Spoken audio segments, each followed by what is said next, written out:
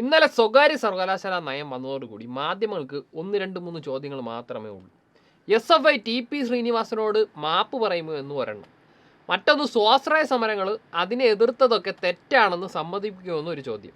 Oommen Chandy sir ആയിരുന്നില്ലേ ശരി എന്ന കാര്യം സമ്മതിക്കുമോ എന്നുള്ളത്. സത്യത്തിൽ സ്വകാര്യ സർവകലാശാല നയം എല്ലാത്തിനും ഉത്തരം നൽകുന്നതാണ്. അവസാനത്തെ ചോദ്യത്തിൽ നിന്ന് ആരംഭിക്കാം. ഇത് ഉമ്മൻചാണ്ടി സാറിൻ്റെ സ്വപ്നമായിരുന്നു. അതായത് ഉമ്മൻചാണ്ടി സാറിൻ്റെ സ്വപ്നം, അല്ലെങ്കിൽ അന്നത്തെ UDF സർക്കാരിൻ്റെ സ്വപ്നം എന്നത് വരുന്നവനും പോകുന്നവനും കേരളത്തിൽ സർവകലാശാല ആരംഭിക്കാം എന്ന നിലപാടായിരുന്നു. പിന്നെ ലീഗായിരുന്നല്ലോ ആ വകുപ്പ് കൈകാര്യം ചെയ്തത്. അപ്പോൾ തന്നെ സ്വാഭാവികമായിട്ട് ലീഗിൻ്റെ കണ്ണ് എവിടെയായിരിക്കും, അല്ലെങ്കിൽ ലീഗിൻ്റെ താല്പര്യം എവിടെയായിരിക്കും എന്നുള്ള കാര്യം എല്ലാവർക്കും ഉറപ്പുള്ളതാണ്.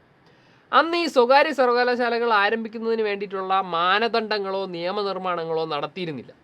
കുറേ കച്ചവടക്കാരെ വിളിച്ചിരുത്തി കച്ചവടം സംസാരിക്കുകയാണ് അന്ന് സത്യത്തിൽ ചെയ്തത്.